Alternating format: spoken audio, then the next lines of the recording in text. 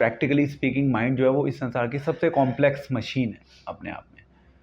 अब ये मशीन हम सबको मिली हुई है और इन ए वे वो मशीन हम सब के लिए अलग अलग ढंग से काम कर रही है। ऐसे ही माइंड जब है, मतलब जब हम रात को सो जाते हैं, रात को सोना, सोने के बाद सपने आना, ऐसे ऐसे सपने आना जिसके बारे में शायद हम may be in the current life हम उसके बारे में सोचते भी नहीं कहीं दूर दूर तक, बट वो एकदम से हमारे सपने में चीज़ आ जाती है।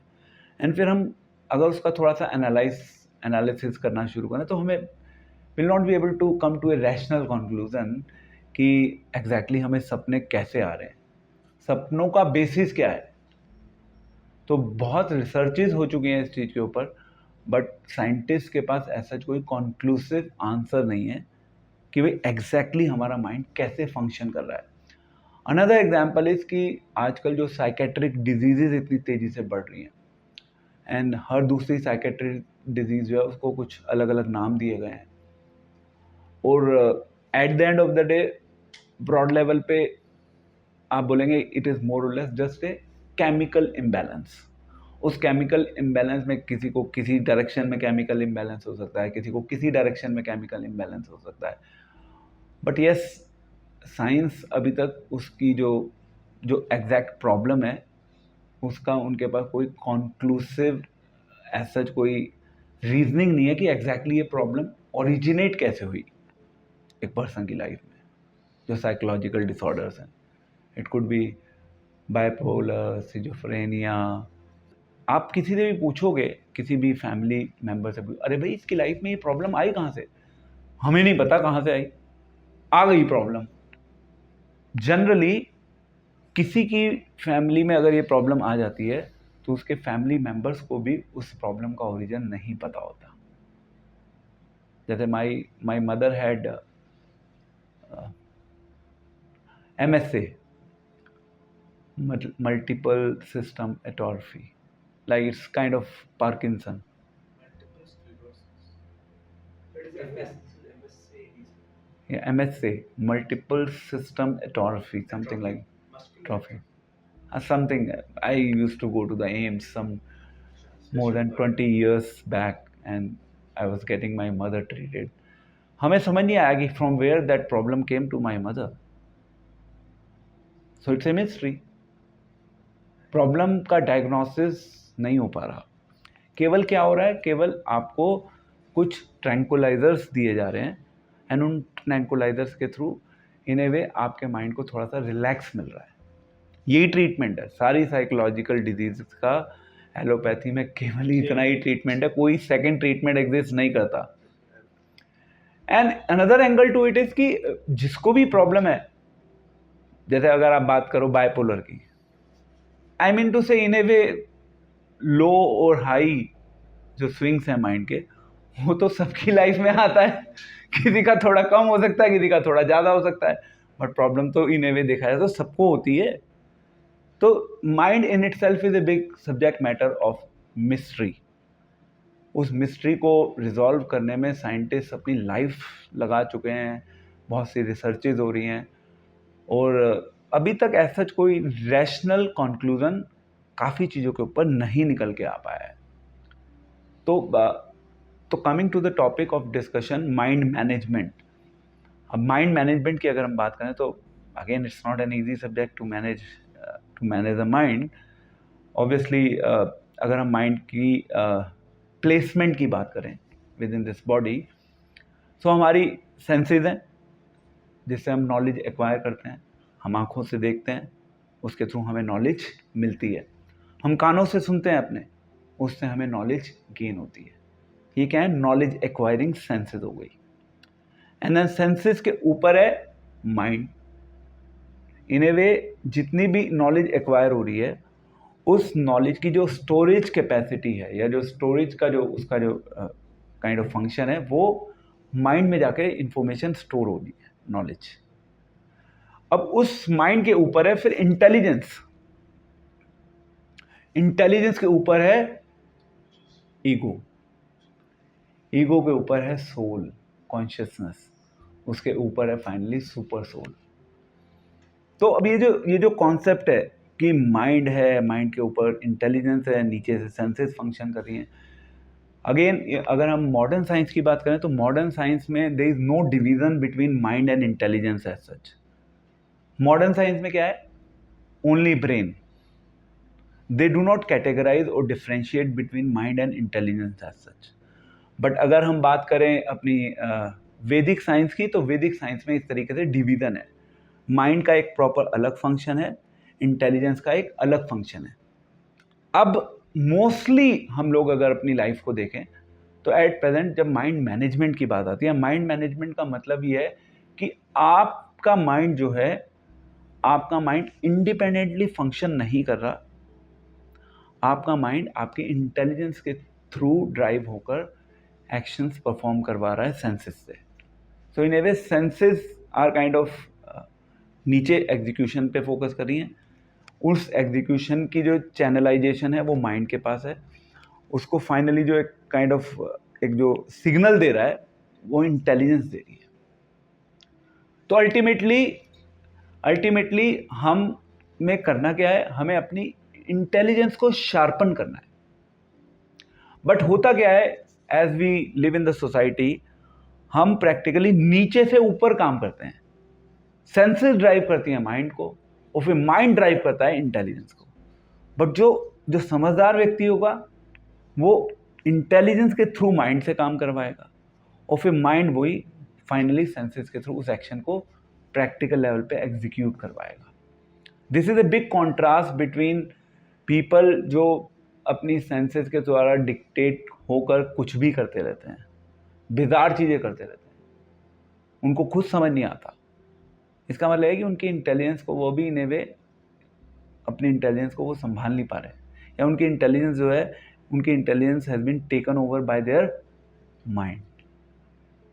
But a person who is practising the path of spirituality, उसके केस में उसकी intelligence is more stronger than the mind. अब ये एग्जैक्टली होता कैसे है? This is the question that comes, क्योंकि we are seeing a lot of distractions around us. हम अपनी लाइफ में चाहते हैं कि यस, अब जैसे फॉर एग्जांपल आप सुबह सुबह जल्दी उठे, ठीक है, सुबह जल्दी उठेंगे तो आपके माइंड में आएगा कि यस, मैं चाहता हूँ कि मेरी लाइफ में मैं एक पर्टिकुलर रूटीन को फॉलो करूँ। मैं उस रूटीन को फॉलो करने की कोशिश करता हूँ, बट मैं उस रूटीन को फॉलो नहीं कर पाता। क्यों नहीं कर पाता? इंटेलिजेंस ने मुझे बोला था कि भाई इस तरीके से लाइफ को ड्राइव करना है पूरे दिन, but again mind took over. Senses ने या माइंड में कुछ ऐसे इंप्रेशन स्टोर्ड हैं जिसकी वजह से हमारी इंटेलिजेंस को हमने इन ए वे, हमारी इंटेलिजेंस वीक हो गई माइंड के आगे। हम उसमें उस वर्लपूल में फंस जाते हैं जिसको हम दूसरे शब्दों में बोलते हैं, हम जो चाहते हैं हम वो नहीं कर पाते। हम उस चीज़ को करने में फंस जाते हैं जो हम नहीं करना चाहते। अब उसमें भी दो फैक्टर्स हैं, दो डिविजन्स हैं। एक फैक्टर वो है जहाँ पे हमारे पास कंट्रोल अवेलेबल है, जो इन ए वे जहाँ पे सिचुएशन हमारे कंट्रोल में है। एक सिचुएशन वो है जहाँ पर सिचुएशन हमारे कंट्रोल में नहीं है, किसी थर्ड पर्सन की वजह से हम जो करना चाहते थे हम वो नहीं कर पा रहे। लेट्स से आप घर पे बैठे हो, आपने कुछ अच्छा पढ़ना शुरू किया किसी बुक को, मे बी भगवद गीता पढ़नी शुरू करी। आप भगवद गीता पढ़ रहे हो, आपने प्लान किया था कि मैं 1 घंटे के लिए भगवद गीता पढ़ूंगा। All of sudden you get A call, somebody called you up and then he started talking to you। उस प्रोसेस में आपका आधा घंटा चला गया। वो क्या हुआ? वो डिस्ट्रैक्शन आ गया पिक्चर में। उस डिस्ट्रैक्शन ने जो हमने अपनी इंटेलिजेंस को डिक्टेशन दी थी वो काम करना उसने बंद कर दिया। डज इट हैपन और नो? ऐसा होता है ना? We all become victim of dictations of our mind. Sometimes the dictations come from within and sometimes those dictations come from the society. There could be both possibilities. ठीक है, we can accept to an extent कि जो society के through distractions आ रही हैं उनको avoid करना मुश्किल है, but जो हमारे हाथ में है हम उसको control करने की कोशिश कर सकते हैं। अब उसको कंट्रोल करने के लिए क्या चाहिए? उसको कंट्रोल करने के लिए we need to have certain level of training. We do talk about training a lot. हम बार बार ट्रेनिंग की बात करते हैं. गीता में भी कृष्ण ने अर्जुन को ट्रेनिंग के लिए बोला. सो ट्रेनिंग का एग्जैक्टली प्रैक्टिकल लेवल पे मतलब क्या है? सो इन ए प्रैक्टिकल स्पिरिट, ट्रेनिंग का मतलब ये है कि आप कोई एक्शन रिपीटेडली कर रहे हो, कॉन्स्टेंटली कर रहे हो. कॉन्स्टेंटली कौन सा एक्शन कर रहे हो? वो एक्शन कर रहे हो जिससे इन ए वे आपका माइंड जो है, आपका माइंड एक खुले सांड की तरह नहीं घूम रहा. You getting my point? कई बार हमारा माइंड जो है वो खुले सांड की तरह घूमता है, फिर वो कुछ भी करना चाहता है. माइंड इस तरीके से ट्रेंड है. तो उस चीज़ से बचने के लिए हम क्या करते हैं? हम कांस्टेंट लेवल पे रिपीटेडली हम लोग बार बार सुनते हैं, या इन ए वे कोई फूड फॉर थॉट हम बार बार काइंड ऑफ एक्सेस करने की कोशिश करते हैं. आप पढ़ सकते हैं कुछ, आप कुछ डिस्कस कर सकते हैं. उससे क्या हो रहा है? आपके माइंड में कुछ आइडिया जा रहा है, उसको फिर आप थोड़ा प्रोसेसिंग भी करेंगे. उसको बोलते हैं इन ए वे एक रैशनल थिंकिंग के ऊपर आप काम करने की कोशिश कर रहे हैं, कॉन्स्टेंट एक्शन कर रहे हैं जिसके थ्रू आप रैशनली सोच पाए. और दूसरी तरफ है नेक्स्ट इज की चैनलाइजेशन. कॉन्स्टेंट एक्शन है और उससे अल्टीमेटली हम किस डायरेक्शन में अपने आप को चैनलाइज करना चाह रहे हैं. तो ये एक आर्ट हो गई, how to get yourself free from the distractions. डी is there in the form of distractions. उस डिस्ट्रैक्शन में दो सेगमेंट हो गए, कंट्रोलेबल फैक्टर्स, अनकंट्रोलेबल फैक्टर्स.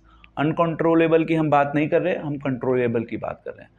उस कंट्रोलेबल फैक्टर को मैनेज करने के लिए हमें दो चीज़ें चाहिए, चैनलाइजेशन एंड कॉन्स्टेंटली उस एक्शन को परफॉर्म करना, रिपीटेडली उस एंडेवर को परफॉर्म करना. जैसे अब हम चैंटिंग करते हैं. चैंटिंग क्या है? चैंटिंग करना, चैंटिंग के थ्रू अपने माइंड को एक प्रॉपर ट्रेनिंग देना, कंसंट्रेट करने के लिए. It's one of the most difficult agenda practical level पे. आसान नहीं है. हम कह तो देते हैं कि ओके आप हरे कृष्ण महामंत्र का जप करो, माला पर चैंटिंग करो, बट इट्स नॉट ईजी कि आप अपने माइंड को फोकस कर सको साउंड वाइब्रेशन के ऊपर. और जो प्रोसेस है, आप कहो कि ठीक है मुझे ऐसे बैठना है ध्यान मुद्रा में, I can guarantee you it is easy. ध्यान मुद्रा में बैठना ईजी है, पर चैंटिंग के थ्रू फोकस करना साउंड वाइब्रेशन पे डिफिकल्ट है. क्योंकि भक्ति योग का विज्ञान अलग है एक्चुअली. जैसे अगर आप अच्छी चैंटिंग करेंगे, उससे आप एक चीज़ बहुत अच्छी कल्टीवेट करेंगे over a period of time, वो होती है आर्ट ऑफ लिसनिंग.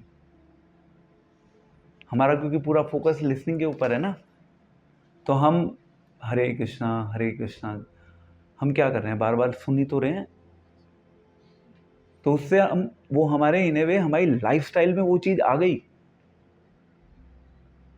वो चीज़ हमारी लाइफस्टाइल में इंट्रोड्यूस हो जाती है कि we tend to listen with a better attention than rest of the people in the society, because हमारा फोकस लिसनिंग पे है. लिसनिंग पे फोकस करना आसान नहीं है, इट्स डिफिकल्ट जॉब. क्योंकि आपको साथ साथ सुनते जब हैं तो साथ साथ सुनने के आप क्या करते हैं? एसिमिलेट करते हैं ना. इन ए वे ब्रेन में जो इन्फॉर्मेशन जा रही है, इन्फॉर्मेशन गई, उस इन्फॉर्मेशन को आपने काइंड ऑफ प्रोसेस किया. कुछ चीज़ें आप अपनी लाइफ में एज ए कॉन्सेप्ट समझेंगे, कुछ चीज़ें ऐसी होंगी जिनको आप अप्लाई कर पाएंगे. दोनों में डिफरेंस हो गया. कुछ चीज़ें हम अप्लाई कर सकते हैं, बट कुछ चीज़ें हम एज ए कॉन्सेप्ट समझते हैं, जिसको हम बोलते हैं प्रिंसिपल. Understand the principal. जैसे मैं माइंड मैनेजमेंट के ऊपर आपको I am giving U A talk, I can talk about the practical tips also. आप ये कर लो, इससे आपका माइंड बेटर तरीके से मैनेज हो सकता है, आप अपने माइंड को अच्छे से मैनेज कर सकते हैं. We can talk about practical tips, but principle is also equally important at times. Principle को हम नेग्लेक्ट नहीं कर सकते। अब ये माइंड जो है, माइंड में भी बहुत सारे ट्रांसमीटर्स होते हैं। अब उन बहुत सारे ट्रांसमीटर्स में से दो प्रोमिनेंटली काम करते हैं, जिसको बोलते हैं अटैचमेंट एंड डिटैचमेंट, राग एंड द्वेष। क्या चीज़ हमें अच्छी लगती है, क्या चीज़ हमें अच्छी नहीं लगती। अगर हमें वो चीज़ अच्छी लगती है तो हम उस चीज़ के पीछे दीवाने हो जाते हैं, हम उस चीज़ को किसी भी तरीके से लेना चाहते हैं। हम चाहते हैं कि वो चीज़ मेरे जीवन में मेरे पास आ जाए कैसे भी। अगर वो चीज़ मेरी लाइफ में आ गई तो ये दिल डू नॉट मांगे मोर, परफेक्ट हो गई लाइफ। बट अगर वो चीज़ मेरी लाइफ में नहीं आई, या दूसरा कॉन्सेप्ट ये है कि ओके सो ये तो हो गया कि मेरी लाइफ में वो चीज़ आ गई जो मुझे चाहिए। अगर वो चीज़ नहीं आई तो आई गेट फ्रस्ट्रेटेड। बट जो चीज़ मुझे नहीं चाहिए, अगर वो चीज़ मेरी लाइफ में आ गई, then also I am frustrated. इसे मुझसे दूर रखो। I don't want to see his face, he is a trouble for me, he is a big distraction in my life, trouble swami. So there are people like this, there are situations like this. घर में बहुत गंदगी है, I don't like this, पूरा घर disturb करके रखा। कैसे रहते हो यार तुम लोग, कैसे खाते हो, क्या पहनते हो, क्या सोते हो, कैसे कब सोते हो, ये सब क्या है, हमारी लाइक्स एंड डिसलाइक्स हैं, जिसको राग एंड द्वेष बोला जाता है technically. And mind in general इस राग और द्वेष में ही फंसा रहता है सुबह से शाम तक। पूरी जिंदगी हमारी राग एंड द्वेष में ही चलती है। ये हमें अच्छा लगता है, ये हमें अच्छा नहीं लगता। भक्ति योग केवल इस कॉन्सेप्ट के ऊपर डिपेंडेंट नहीं है कि आपको भक्ति इसलिए करनी है क्योंकि भक्ति आपको अच्छी लगती है। क्योंकि लाइफ में ऐसी सिचुएशंस आती हैं जब हम उन चीज़ों को करते हैं, जब हमें वो चीज़ अच्छी नहीं भी लगती तो भी हम करते हैं। जैसे अब पेरेंट्स जो हैं, पेरेंट्स अपने बच्चों को बड़ा करते हैं, सभी करते हैं पेरेंट्स अपने बच्चों को बड़ा। बच्चों को बड़ा करना एट टाइम्स कुछ पेरेंट्स को शायद ऐसा हो सकता है कि अच्छा ना लगे, बट फिर भी एज ए ड्यूटी वो करते हैं।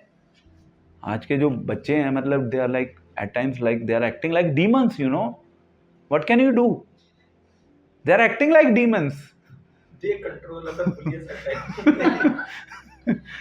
तो मतलब इट्स अदर वे अराउंड, मतलब उन बच्चों के अंदर हिरण्यकशिपु आ गया and you can not do anything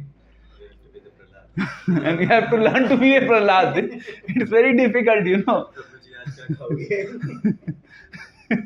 तो I feel sometimes we are the generation जो अपने पेरेंट्स से कंट्रोल नहीं और अपने बच्चों से control are we important or what are they? So it's a very complex situation around that. And मतलब आगे आने वाला टाइम और ज़्यादा कॉम्प्लिकेटेड होगा उनके लिए। हम तो झेल रहे हैं अभी, we are in the current phase of the fact that we are tolerating, so future will be more troublesome. अब ये माइंड में क्या है, आपको आपके आसपास सिचुएशंस हैं, बच्चा गदर मचा रहा है, वाइफ परेशान कर रही है, आप क्या करोगे? छोड़ भी नहीं सकते। You have to live with this reality. What we can do is कि उस सिचुएशन में हमें कहीं ना कहीं अपने माइंड को कुछ सॉलिड कांस्टेंट रेगुलर बेसिस पर फूड फॉर थॉट देना होगा, जिससे कि हम अपने माइंड को एक सही डायरेक्शन में चैनलाइज कर सकें। वहाँ पे फूड फॉर थॉट का बहुत बड़ा रोल होता है। अगर आपको एक अच्छी स्पिरिचुअल ट्रेनिंग मिलेगी तो आप टॉलरेट कर लोगे। अगर आपको अच्छी स्पिरिचुअल ट्रेनिंग नहीं मिलेगी तो आप तो कोसते रहोगे अपने आप को कोसोगे, अपने परिवार को कोसोगे, सारे दिन गालियां देते रहोगे। ट्रेनिंग दी उसको। Times like these one turns to spiritualism. So I think so this is one strong reason that should impel us कि yes, कहीं ना कहीं हमारे को स्पिरिचुअलिटी की एक स्ट्रॉन्ग नीड है, और सहारा भी एक स्ट्रॉन्ग सहारा, केवल कहने के लिए सहारा नहीं, वो वाला सहारा जो आप जब आपने प्रवचन सुन लिया प्रभु जी का, प्रवचन सुनने के बाद जब आप घर चले गए और जब आपके सामने वो परिस्थिति आई, आपने उस परिस्थिति में उस प्रवचन को अप्लाई किया। That is art. अगर आपने अप्लाई नहीं किया, केवल सुन के आपने सोचा सब कुछ हो जाएगा ठीक, कुछ ठीक नहीं होगा. Application is critical. That is the difficult part. मुझे इससे like इतना सुन के तो आ गया, apply कैसे करें? Yes. Prabhuji, that is not difficult. हाँ. The thing is, response is very difficult. Like my wife may say something to me, and I've learned something from Prabhuji, and just go and be quiet. I said, अच्छा, अब सुन भी नहीं रहे हो. उस तरफ से भी पड़ेगी. अब एक्चुअली आगे चलें तो माइंड में जो है ना, ये तो हो गया अटैचमेंट डिटैचमेंट की बात, राग एंड द्वेष की बात. इसके बाद नेक्स्ट है कि अब माइंड जो है हमारे माइंड को एक अच्छे डायग्नोसिस की भी आवश्यकता है. We need some good level of diagnosis. जैसे एक डॉक्टर होता है, डॉक्टर के पास जब हम जाते हैं तो डॉक्टर क्या करता है, वो डायग्नोसिस करता है. पहले वो प्रॉब्लम को आइडेंटिफाई करता है. अब हम सबको जो माइंड मिला है, we all have problem. Acceptance is a big challenge. For that we need to go to a doctor. Psychologist के पास हम जाना नहीं चाहते, तो हम किसके पास जाएं? आप कोई स्पिरिचुअल डॉक्टर को ले लो, आप उस स्पिरिचुअल डॉक्टर के पास चले जाओ जो आपको हेल्प कर सके. Spiritual doctor can be of good help in that situation, क्योंकि एलोपैथिक डॉक्टर तो आपका केवल बेवकूफ़ बनाएंगे प्रैक्टिकली, बट एक स्पिरिचुअल डॉक्टर जो है वो आपका डायग्नोसिस कर सकता है, थोड़ा बहुत कर सकता है, बहुत ज़्यादा वो भी नहीं कर सकता. उसका ट्रीटमेंट मोरलेस एक इन ए वे देखा जाए तो उसका ट्रीटमेंट सबके लिए मोरलेस एक ही है. एंड ऐसा नहीं कि वो ट्रीटमेंट काम नहीं करता, वो ट्रीटमेंट काम भी करता है, बट यस पहले हमारे को आइडेंटिफाई करना है that we need a diagnosis, and then फिर वो उसके बाद रिकमेंडेशन मिलती है. उस रिकमेंडेशन के बेसिस पे हमारा ट्रीटमेंट शुरू हो जाता है, और फिर ट्रीटमेंट भी थोड़ा सा लंबा चलता है. एलोपैथी क्या है, क्विक है, और स्पिरिचुअल क्या है, थोड़ा सा टाइम लेती है. और कुछ केसेस बहुत ज़्यादा डिफ़िकल्ट भी होते हैं, उस केस में शायद वो काम. So it's all about like आप अपने माइंड में अपने आप को एक काइंड ऑफ प्रिपेयर कर रहे हो एक अलग जर्नी के लिए. उसके लिए अब आपको, क्योंकि हमारा माइंड क्या है, अभी माइंड की प्लेसमेंट ख़राब हो गई है. माइंड क्या है कि अभी माइंड ऊपर चला गया है. हाँ, माइंड ऊपर है, इंटेलिजेंस नीचे है. इंटेलिजेंस दबी पड़ी है, वीक, काम ही नहीं कर रही. माइंड ने टेक ओवर कर लिया है. हम क्या कह रहे हैं कि नहीं नहीं नहीं नहीं नहीं नहीं, let the mind be in between only. Let the mind be in between intelligence and senses. Then mind will function perfectly. then your mind will be working in a better manner, in a better spirit, and it will lead to a better peaceful life ultimately. अगर आपका mind manage हो गया तो आपकी life peaceful हो जाएगी. Distractions will not impact you. Distractions will be there, ऐसा नहीं कि डिस्ट्रैक्शंस खत्म हो जाएंगे, but the idea is different. Distractions will not impact you.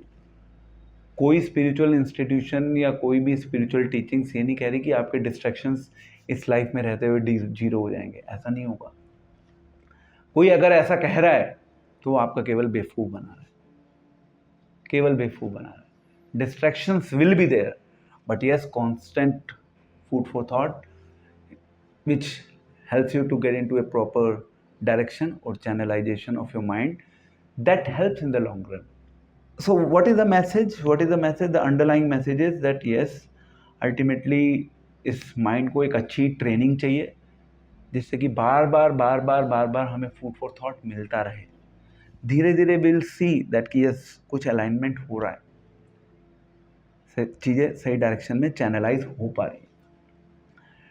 But वो एक्शन होना चाहिए हमारे लेवल पे. अगर वो एक्शन नहीं होगा तो फिर वो उसका रिजल्ट हम नहीं ऑब्जर्व कर पाएंगे, विजुलाइज कर पाएंगे अपनी लाइफ में. तो इसीलिए बार बार कहते हैं ना कि आप राग एंड द्वेष से बाहर निकलो. अरे कैसे निकले भाई, कैसे निकले भाई? पूरी लाइफ हमारी राग एंड द्वेष में फंसी हुई है, हम कैसे बाहर निकले? आपने तो कह दिया निकलो बाहर, कैसे निकलेंगे बाहर? राग एंड द्वेष से बाहर निकलना है तो उसके लिए बार बार ये सोचना भी होगा कि मैं सब कुछ करते हुए भी कुछ नहीं कर रहा.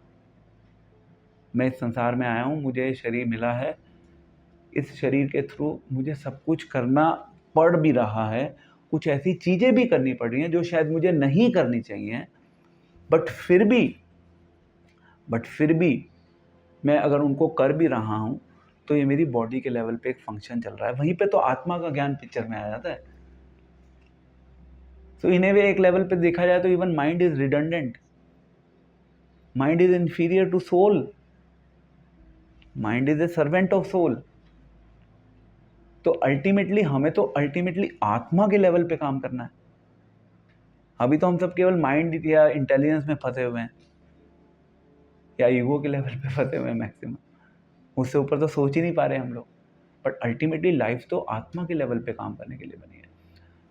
आत्मा के लेवल पे जब हम सोचना शुरू करते हैं तो then we are becoming disinterested, although we have an interest, but फिर भी वी आर डिसइंटरेस्टेड, हमें कोई इंटरेस्ट नहीं है। एक वर्ड है गीता में उदासीनवत।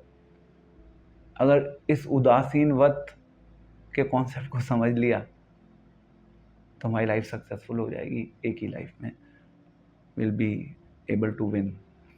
हमारा एक और एंगल है माइंड को मैनेज करने का, जो again I always like this, कि हमें ये भी पता है कि हमारे पास शक्ति नहीं है।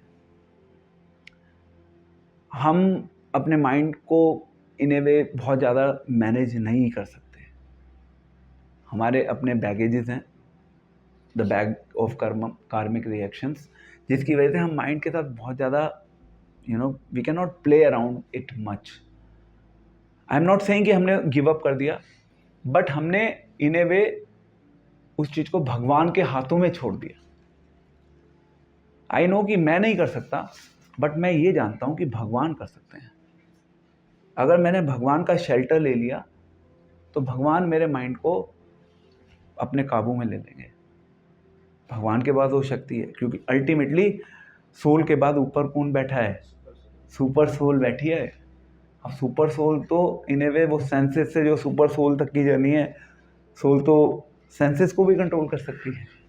इसलिए तो ऋषिकेश है, ऋषिकेश सेवनम भक्ति रुच्यते। सोल के पास ये शक्ति है कि वो सेंसेस को भी चैनलाइज कर सकते हैं। Super soul has that power, क्योंकि अल्टीमेटली हमारी सेंसेस के भी स्वामी कौन है? भगवान है। This is our understanding. हम नहीं कर पा रहे, yes we are taking shelter of Krishna, then Krishna will help us. Krishna will at least, ठीक है हमारी बहुत ज़्यादा हम शायद लाइफ को ऑर्गेनाइज ना कर पाएँ, इट्स ओके। हो सकता है हम माइंड के ऊपर बहुत अच्छे से कंट्रोल ना कर पाएँ, इट्स ओके। बहुत सिग्निफिकेंट वरी का सब्जेक्ट नहीं है। क्यों नहीं है? क्यों नहीं है? क्योंकि ये बहुत ज़्यादा सिग्निफिकेंट वरी का ऑब्जेक्ट या विषय नहीं है। क्योंकि हम अल्टीमेटली भगवान से रिलेशनशिप बनाने के लिए आए हैं। वो रिलेशनशिप अल्टीमेटली आत्मा के लेवल पे बनती है, मन के लेवल पे नहीं बनती। मन तो एक काइंड ऑफ ए कंड्यूट है जो हमें हेल्प कर रहा है उस रिलेशनशिप को बनाने में। अगर भगवान ने हेल्प करना शुरू कर दिया तो माइंड में work here and there, it's okay. तो mind control is not the agenda of our life, but automatically with the passage of time भगवान हमारी हेल्प कर देंगे उस माइंड को कंट्रोल करने में। इसीलिए जो हमारा चैंटिंग का कॉन्सेप्ट है ना, हम मंत्र पे मेडिटेट कर रहे हैं, हरे कृष्णा कृष्ण कृष्ण हरे हरे, हरे राम राम राम।